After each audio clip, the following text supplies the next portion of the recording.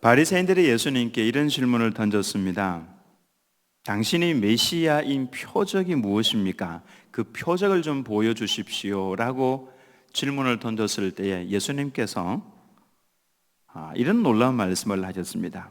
너희들은 저녁에 하늘이 붉으면 내일 날이 좋겠다 하고 아침에 하늘이 붉고 흐리면 오늘은 낮이 굳겠구나 이렇게 하는데, 너희가 날씨는 분별할 줄 알면서 시대의 표적은 분별할 수 없느냐라고 말씀을 하셨습니다. 즉, 이 시대의 징조를 보면서 시대가 지금 어느 시대인지 분별을 하라, 그 말씀이죠. 우리가 인식을 하든지 못하든지 마지막 그날의 초침은 지금 계속 다가오고 있습니다. 이 다니엘서의 마지막 장은 굉장히 중요한 장인데, 마지막 때가 어떻게 해서 시작을 하고 어떻게 해서 완성이 되고 그 징조는, 마지막 때를 알리는 징조는 무엇인가를 다루고 있습니다. 마지막 때는요, 환난과 함께 시작이 됩니다. 제자들이 예수님께 그 징조에 대해서 물었었죠.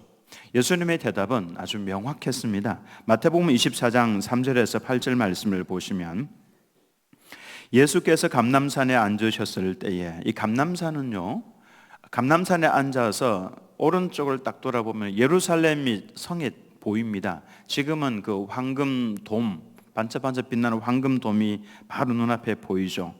그 예루살렘이 바라다 보이는 감람산에 예수님께서 딱 앉으셨는데, 제자들이 조용히 와서 이르되 우리에게 이르소서 어느 때에 이런 일이 있겠사오며 이 아름다운 성이 다 무너질 것이다 말씀을 하셨거든요.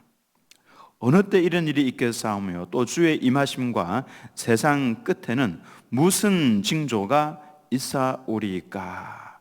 제자들이 그 징조를 좀 알면은 준비를 할 수 있을 것 같아서, 그래서 징조가 무엇입니까? 이렇게 질문을 던졌을 때에 예수님께서 대답하여 이르시되 너희가 각 사람의 미혹을 받지 않도록 주의하라. 많은 사람이 내 이름으로 와서 이르되 나는 그리스도라 하여 많은 사람을 미혹하리라. 첫 번째로는 미혹이 있다라고 그랬죠. 그 다음에 6절 말씀에 난리와 난리의 소문을 듣겠으나 너희는 삼가 두려워하지 말라. 이런 일이 있어야 하되 아직 끝은 아니니라. 즉, 난리와 난리의 소문들이 전 세계에서 막 들려올 건데 아직 끝은 아니라는 겁니다. 7절 말씀을 보면 민족이 민족을, 나라가 나라를 대적하여 일어나겠고 곳곳에 기근과 지진이 있으리니 이 모든 것은 재난의 시작이니라.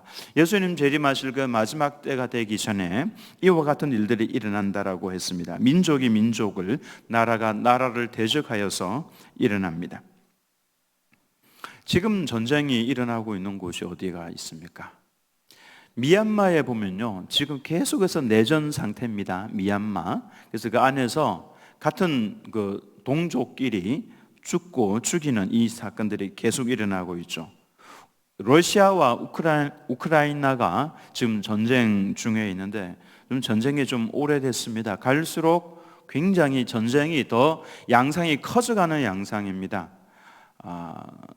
우리가 생각지도 못했던 드론을 가지고 러시아가 우크라이나를 이번에 엄청나게 폭격을 했고요. 우크라이나가 또 러시아를 이 드론을 가지고 러시아의 자랑거리였던 폭격기를 40여 대를 폭격을 해버렸습니다.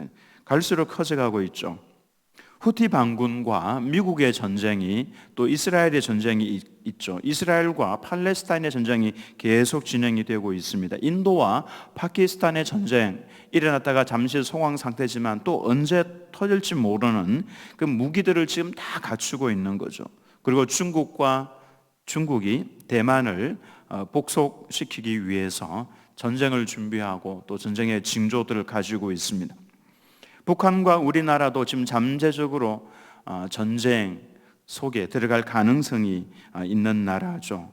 서로 무기들을 굉장히 지금 개발을 많이 하고 있습니다. 환란의 특징은, 마지막 때 환란의 특징은 지역적인 것이 아니라 전 지구적이 될 겁니다. 그래서 전 세계에 있는 모든 성도들이 보고 아하, 이거 큰일이구나 라는 생각을 가지게 될 겁니다. 지금 잠자고 있을 때가 아니구나. 이게 보통 일이 아니네, 이런 인식을 하게 된다라는 거죠. 먼저 본문 1절 말씀 보겠습니다. 그때에 네 민족을 호위하는 큰 군주 미가엘이 일어날 것이요 또 환란이 있으리니 이는 개국 이래로 그때까지 없던 환란일 것이며 그때 네 백성 중 책에 기록된 모든 자가 구원을 받을 것이라. 마지막에 환란이 예언이 되면서 동시에 미가엘 천사가 왜 이렇게 등장을 합니까? 천사들도 보면은 계급이 다 있습니다. 루시엘, 지금 루시퍼가 됐지만 사탄이 됐지만 루시엘, 미가엘, 가브리엘, 이 세 존재가 천사들의 장이었습니다. 최고 권위를 가지고 있는 장이었고 그 밑에 또 이제 다른 천사들이 있죠. 이런 계급이 있는데 그 중에 미가엘은 전쟁을 주관하는 천사장이었습니다. 루시엘은 음악을 주관하는 천사의 장이었고요. 가브리엘은 하나님의 좋은 소식을 전해주는 천사의 장이었습니다. 이 미가엘이 등장을 한 것은 곧 전쟁이 있다라고 하는 것을 의미해 주는 거죠. 요한계시록 12장에 보면은 아주 흥미롭게 서술이 되어 있는데요. 요한계시록 12장 7절에서 8절을 보면은 하늘에 전쟁이 있으니, 이 전쟁은 우리 육신을 가지고 있는 존재가 할 수 있는 전쟁은 아닙니다. 하늘의 전쟁이 있어요. 영적인 전쟁이죠. 미가엘과 그의 사자들이 용과 더불어 싸울세 용과 그의 사자들도 싸우나 이기지 못하여 다시 하늘에서 그들이 있을 곳을 얻지 못한지라. 계시록 12장은 대환란을 전제로 하고 있습니다. 배경으로 하고 있습니다. 미가엘과 그의 사자들이, 즉 천군 천사들이 미가엘을 대장으로 해서 나가서 싸우는데 용과 그의 사자들, 즉 사탄과 그의 졸개들을 말하는 것이죠. 더불어서 전쟁을 하는데 그 결과가 어떻게 되냐면은 요한계시록 12장 9절에 큰 용이 내쫓기니 옛뱀 곧 마귀라고도 하고 사탄이라고도 하며 온 천하를 꿰는 자라. 그가 땅으로 내쫓기니 그의 사자들도 그와 함께 내쫓기니라. 여기 보면은 사탄의 또 다른 이름들이 계속 나오고 있죠. 용, 또 옛뱀, 옛뱀이라고 했던 이유는 아담과 하와를 꼬였던, 꿰었던 그 뱀을 말하는 겁니다. 그래서 옛뱀이라고 그러죠. 그 다음에 마귀, 그리고 사탄. 성경에는 보면 또 다른 표현 하나 있는데 리워야단이라고 하는 표현이 있습니다. 리워야단. 다 사탄을 보여주는 그 다른 표현들이라고 할 수가 있습니다. 이들의 특징이 뭐냐 하면 온 천하를 꿰는 자라.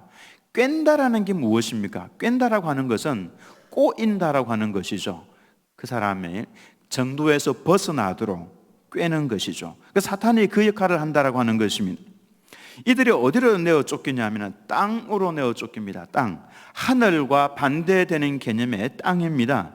사탄과 그의 사자들이 땅으로 내어 쫓겼으니까 이 땅은 이제 큰일이 일어난 거죠. 요한계시록 12장 12절에 그러므로 하늘과 그 가운데 거하는 자들은 즐거워하라. 하늘과 그 가운데 거하는 자들은 승리한 자들입니다. 천상 세계에 있는 자들이죠. 천국에 있는 자들을 말하는, 그들은 즐거워하라. 그러나 땅과 바다는, 이 지구를 말하는 겁니다. 땅과 바다는 화 있을진저. 왜냐하면 사탄과 그의 졸개들이 내려왔기 때문에 이는 마귀가 자기의 때가 얼마 남지 않은 줄을 알므로 마지막 때가 다가온 걸 직감을 한 겁니다.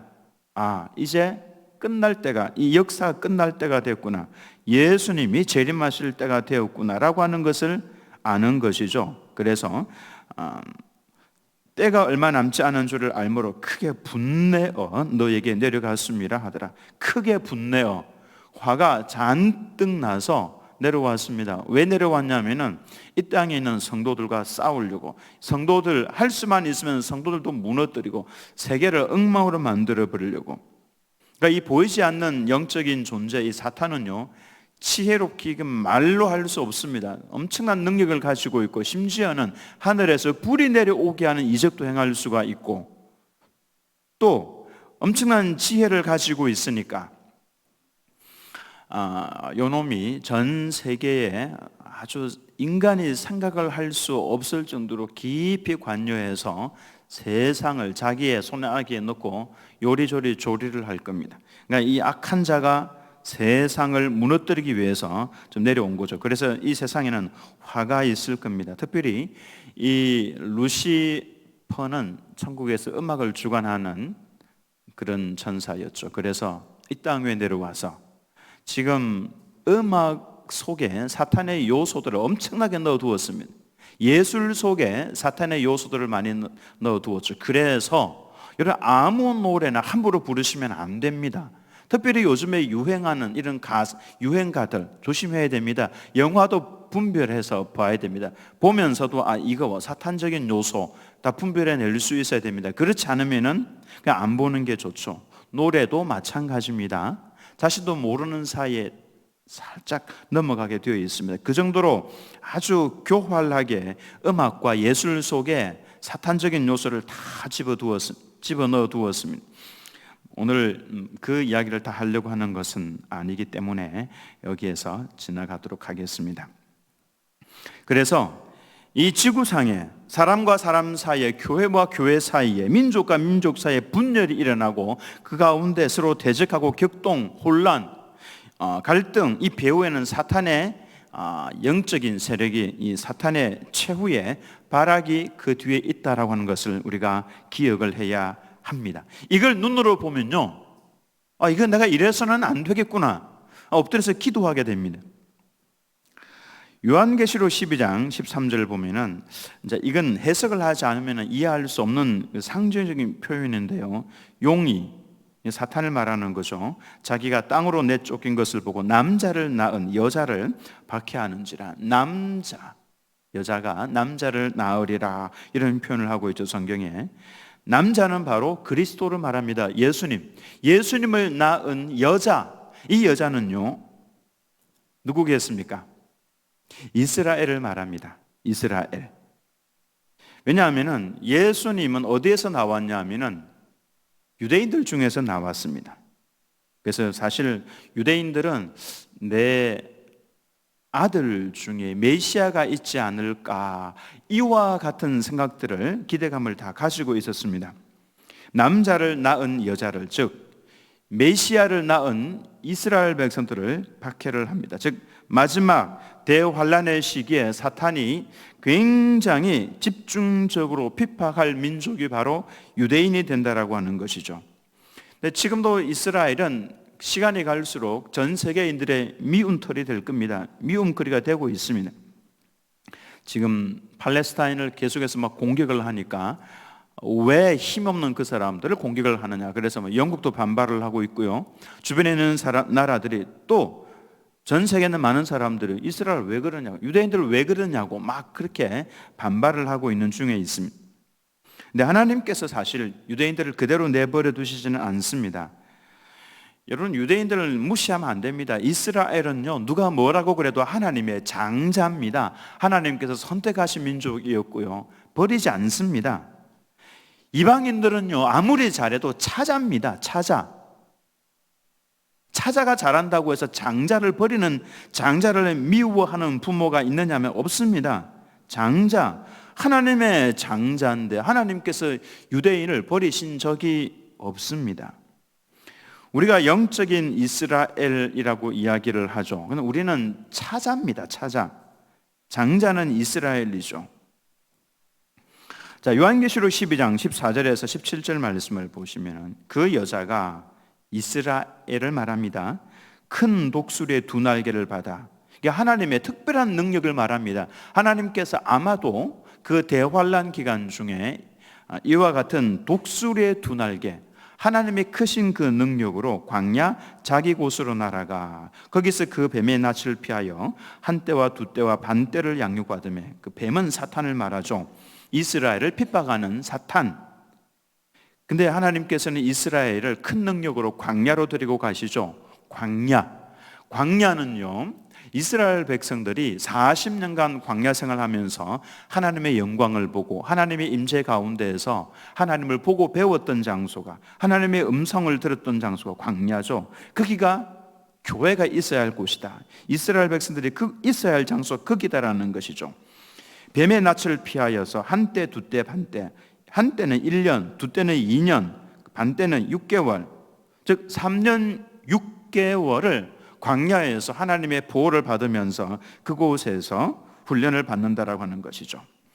15절에 여자의 뒤에서 뱀이 그 입으로 물을 강같이 토하여 여자를 물에 떠내려가게 하되, 사탄이 드디어 이 유대인들을 발견을 하고 그들을 다 몰살시키려고 하는 것을 말합니다. 땅이 여자를 도와 그 입을 벌려 용의 입에서 토한 강물을 삼키니 용이 여자에게 분노하여 돌아가서 그 여자의 남은 자손 곧 하나님의 계명을 지키며 예수의 증거를 가진 자들과 더불어 싸우려고 바다 모래 위에 서 있더라. 즉 아브라함의 후손들, 바다의 모래와 같이 많은 그 후손들과 더불어서 싸우려고 적그리스도가 전쟁을 준비한다라고 하는 것입니다. 이스라엘 백성들은 특별한 보호를 받으면서 미가엘의 특별한 그 보호를 받으면서 그 광야에서 3년 6개월을 지냈었죠. 그곳에서 그들은 훈련을 받습니다. 예수 그리스도가 하나님의 아들이었다, 메시아였다라고 하는 것을 그곳에서 배우는 것이고 또 익히고 그 하나님과 함께하는 삶을 그곳에서 배우는 것이죠. 이때 네 백성 중 책에 기록된 모든 자가 구원을 받을 것이다 라고 했습니다. 그러니까 유대인에게 대대적인 구원의 역사가 일어날 것을 이야기하고 있습니다. 우리가 유대인들을 볼 때마다 가지고 있는 의문이 무엇입니까? 유대인들은요, 잘 보시면은 하나님을 잘 경외하며 섬기는 것 같은데 신기하게도 예수님은 안 믿습니다. 예수님이, 이 복음이 유대인들 중에서 나왔거든요. 교회도 유대인들 중에서 나왔습니다. 성령의 충만함도 유대인들 가운데에서부터 시작이 되었습니다. 전 세계 복음이 퍼져나간 것도 유대인들, 예루살렘에서부터 시작해서 전 세계로 퍼져나갔죠. 그런데 왜 그들은 예수님을 배척을 합니까? 아직까지도 단호하게 그리스도를 거절합니다. 물론 지금은 아닙니다. 이제 몇 년 전부터는요, 유대인들이 많이 주님에게로 돌아오고 있기 때문에 이제 우리 이방인들이 좀 조심해야 됩니다. 깨어나지 않으면 이제 큰일 납니다. 왜 그러냐면은 역사에 막이 내리기 전에 하나님께서는 유대인들이 돌아올 것을 분명하게 말씀을 하셨기 때문에 그렇습니다. 사도 바울이 그 의문을 가지고 있다가 이방인들은 이렇게 구원을 받는데 하나님의 장자인 유대인들은 왜 예수님을 안 믿습니까? 이 의문을 가지고 하나님께 질문을 던졌죠. 그때 받은 계시가 이 계시입니다. 로마서 11장 25절에서 27절을 보면, 형제들아, 너희가 스스로 지혜 있다 하면서 이 신비를 너희가 모르기를 내가 원하지 아니하노니, 이 신비로운 것을 내가 알았다, 그 말입니다. 계시를 받은 것이죠. 이 신비는 이방인의 충만한 수가 들어오기까지 이스라엘의 더러는 우둔하게 된 것이라.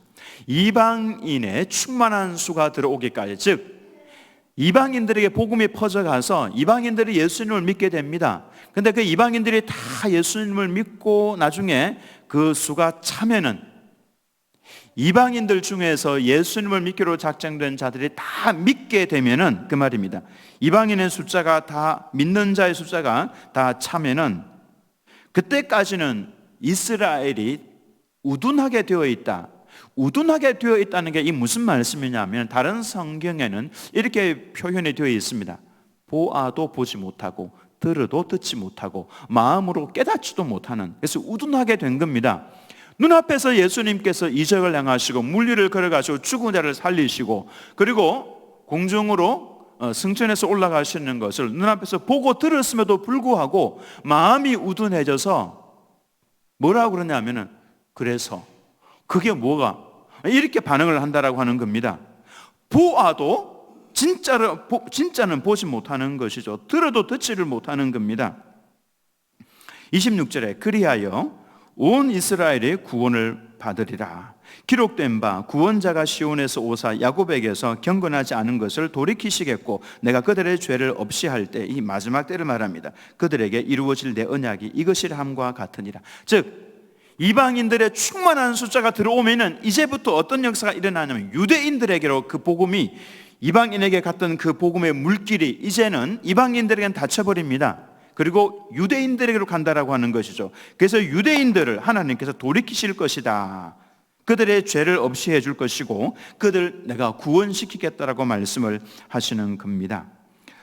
이스라엘 가운데에서 예수님의 십자가로 인해서 구원을 받는 사람들이 막 일어나기 시작을 하거든 우리 유대 이방인들은요 주목해야 됩니다. 땅 끝이 어디겠습니까? 복음이 유대인들에게서 나왔습니다. 근데 그들은 예수님을 믿지 않고 있다가 끝에 가면은 마지막 때가 되면은 이제 그들에게도 복음이 들어갈 겁니다. 그럼 땅 끝이 어디입니까? 바로 유대인들이라고 할 수가 있는 겁니다. 유대인들. 마지막으로 돌아오는 땅, 마지막으로 예수님을 믿는 땅, 그 땅이 바로 땅 끝이죠. 유대인들입니다. 주님의 오실 때가 가까이 다가온 것을 볼 수 있는 그 시간을 볼 수 있는 그 민족이 바로 유대인이 되는 것이죠. 근데 이미 유대인들이 몇 년 전부터 수도 없이 돌아오고 있습니다. 그들이 지금 그래서 호산나를 외치고 있습니다. 지금은 그래서 정말 때가 가까이 왔다. 주님의 재림의 때가 다가왔다라고 하는 것을 우리가 빨리 인식을 해야 됩니다. 그리고 주님의 재림하실 때 놀라운 일이 일어날 것인데 죽은 자의 부활이 있을 겁니다. 2절 말씀을 한번 같이 읽어보겠습니다. 2절 말씀 시작. 땅의 티끌 가운데에서 자는 자 중에서 많은 사람이 깨어나 영생을 받는 자도 있겠고 수치를 당하여서 영원히 부끄러움을 당할 자도 있을 것이며. 땅의 티끌은 흙을 말합니다. 흙, 즉 죽어서 땅 속에 묻혀진 사람들을 말하는 것이죠. 때로는 어떤 분들은 화형을 당했고 어떤 분들은 사자밥이 됐고 어떤 분들은 여기 뭐죠? 불로 태우는 거. 영락공원 아니 명복공원 이 뭐라 그러죠? 거기서 이제 화구에 들어서 불로 태우죠. 그러면 흙이 아니라 다 사라져 버리는 것 아닙니까? 그러죠. 괜찮습니다. 하나님의 능력은 어떤 곳에 있든지 다 부활시킬 수 있는 능력이 있습니다. 그 티끌 가운데서 자는 자 중에서 잔다라는 표현은 지금 여러분들이 눈을 감고 주무시는 분들은요, 그걸 표현하는 게 아닙니다. 죽은 자를 말합니다. 그 자꾸 예배 시간에 눈 감고 좀 그 죽은 자와 너무 가까워지는 겁니다.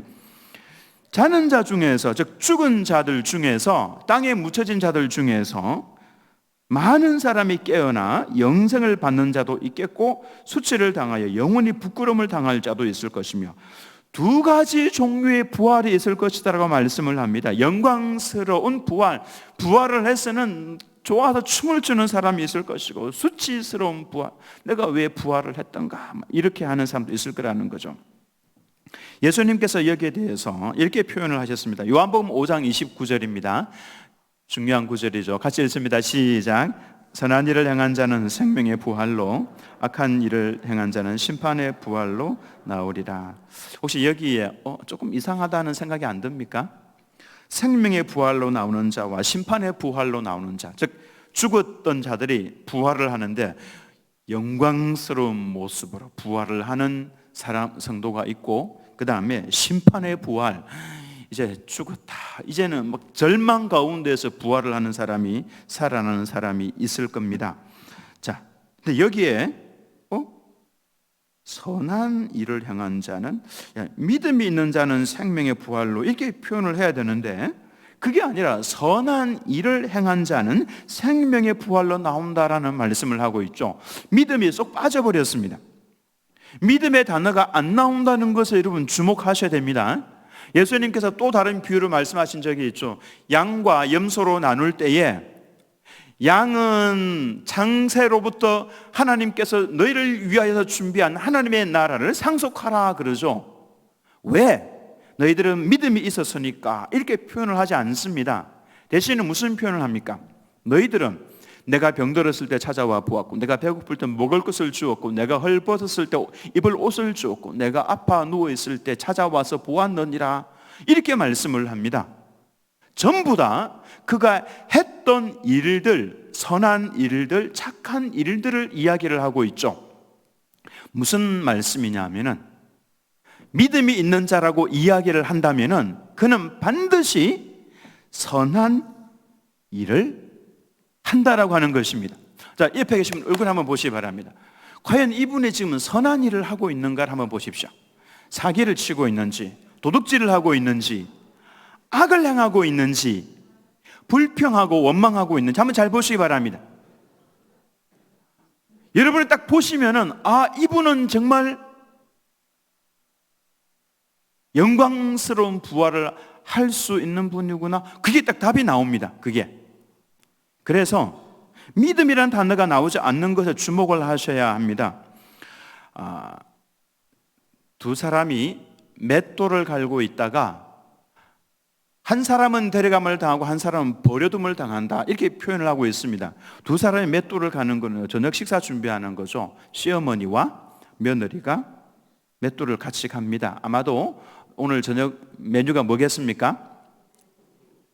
콩국수. 예. 콩국수일 겁니다. 맷돌에 콩 이제 그거 삶아가지고 이제 넣어가면서 가는 거죠. 그 콩국을 밑에 팠습니다. 저녁에는 이제 국수해서 먹을 건데 막 하면서 입맛도 다시고 막 이렇게 하고 있는데 갑자기 한 사람을 사라져 버렸어요. 한 사람이 사라져 버려. 예수님 표현에 근거하면은 한 사람은 데려감을 당하고 한 사람은 버려둠을 당한다. 이 버림을 받은 겁니다. 누구를 여러분 데리고 가셨을 것 같습니까? 하나님 예수님께서 누구? 시어머니와 며느리 중에 누구? 누구를 예수님께서 끌어올려 데리고 가시냐 하면은 선한 일을 향한 사람입니다. 선한 일을 향한 사람입니다. 선한 일을 향한 사람입니다. 여러분 이거 여러분 우리 마음속에 깊이 새기셔야 합니다. 선한 일을 향한 사람입니다. 선한 일. 그럼 이 선한 일은 무엇인가? 성경 말씀 읽으시다가 선하다, 착하다, 의롭다, 이건 전부 다 사람에게서 나오는 것이 아니라 하나님에게서 나오는 겁니다. 하나님과 연결시켜야 되는 것이죠. 즉 성령 하나님과 더불어서 내 안에 성령께서 계시는 것을 분명하게 아는 사람입니다. 그래서 그 주님과 늘 대화를 하면서 주님의 이름을 부르면서 주님과 함께 동행하는 성도죠. 그러니까 시어머니와 며느리 중에서 시어머니, 며느리 그게 아니라 하나님과 더불어 동행하는 성도. 근데 그의 특징은 선한 일을 하고 착한 일을 하고 의로운 일을 하고 있는 것이죠. 그 사람을 예수님께서 재림하실 때 데리고 가신다라고 하는 겁니다. 다 가는 것이 아닙니다. 다 가는 것이 아닙니다.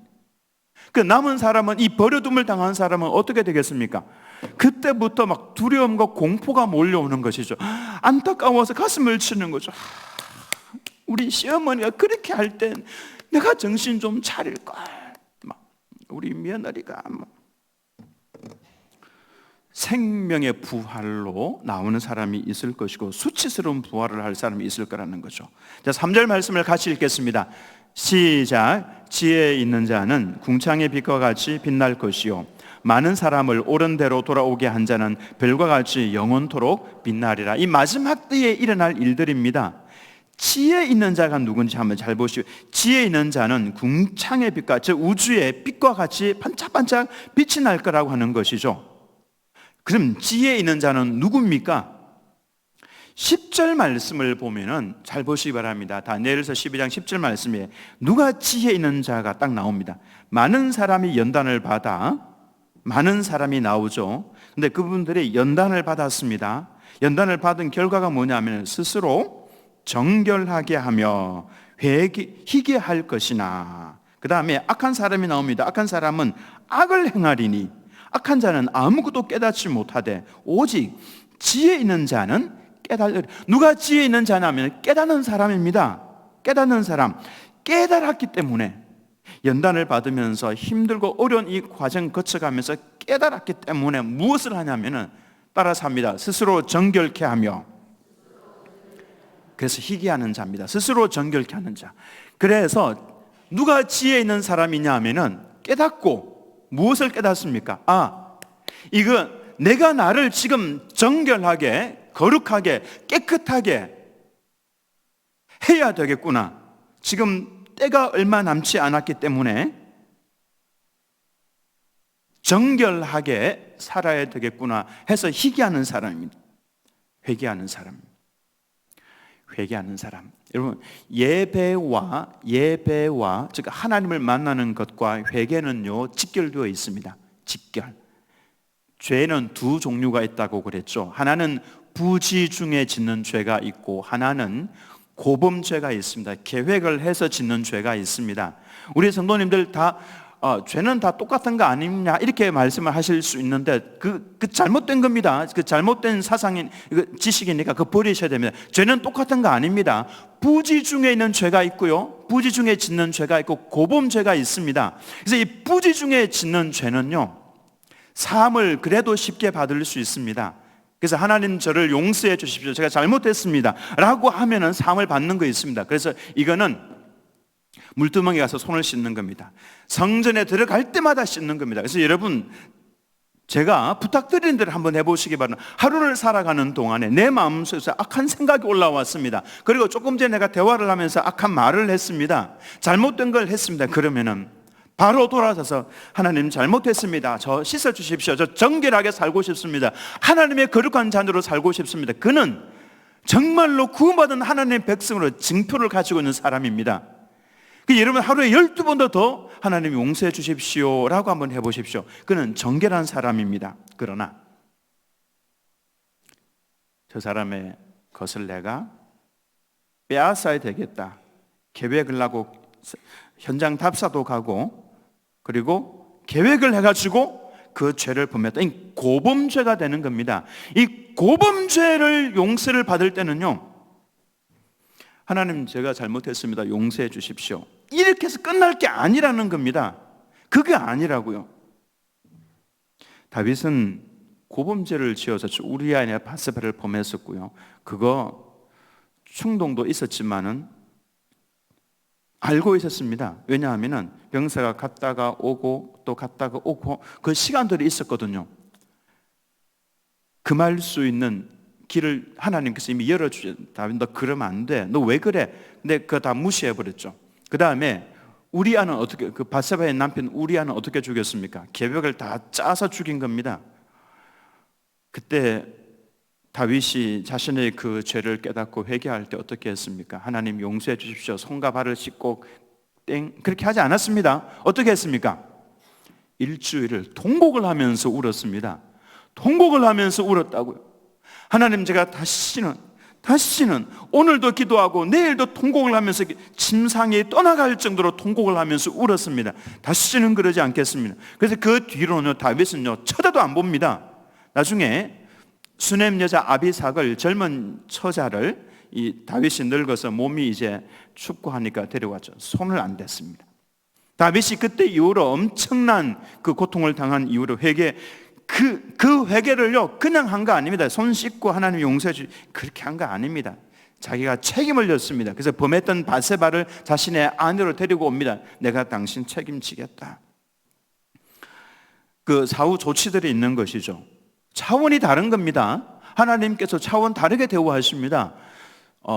부지 중에 지은 죄는 용서를 받지만 고범죄를 지은 죄는요 도피성에 들어와 있어도 끌어내서 죽였고요, 성전 뿔을 잡고 있어, 제단 뿔을 잡고 있어도 끌어내서 죽이라고 그렇게 말씀을 하셨습니다. 그 정도로 하나님께 죄를 다르게 보신다고요. 똑같은 죄 아닙니다.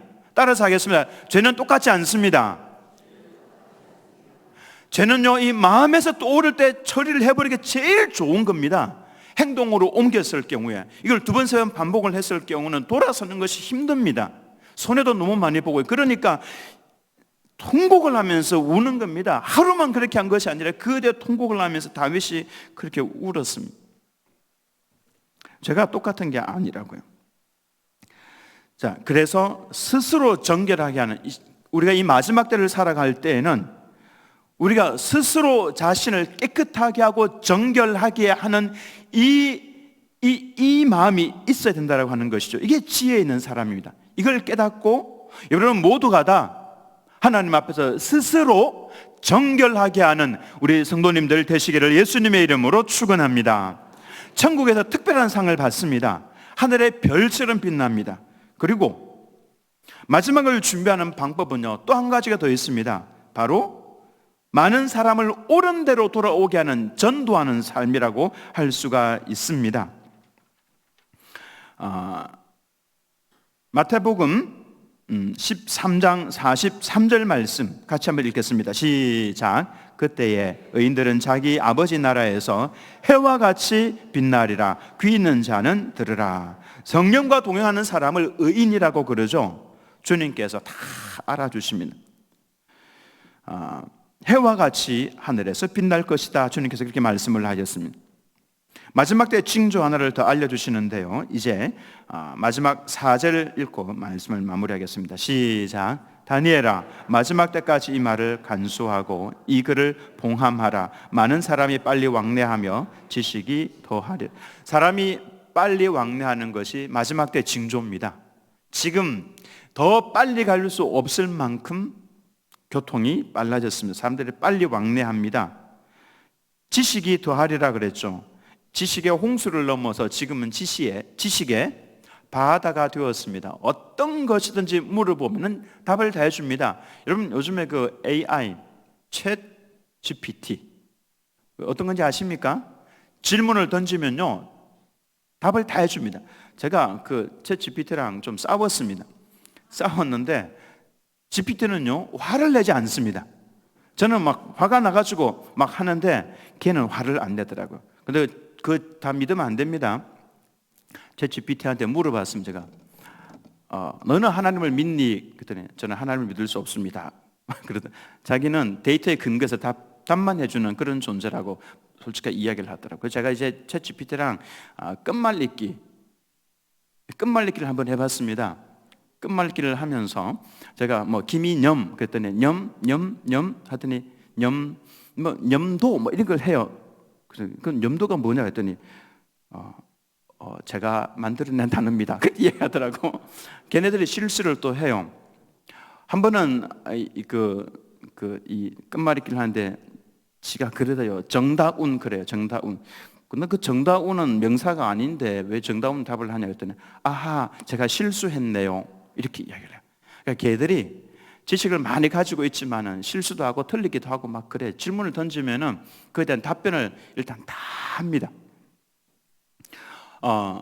지식의 바다 이곳에 들어가면요 여러분들이 생각을 할 수 있는 모든 것에 대한 정보들이 다 그 속에 들어가 있어요. 엄청난 지식이 그 속에 다 들어가 있죠. 이게 바로 마지막 때의 징조라고 할 수가 있습니다. 마지막 때의 징조.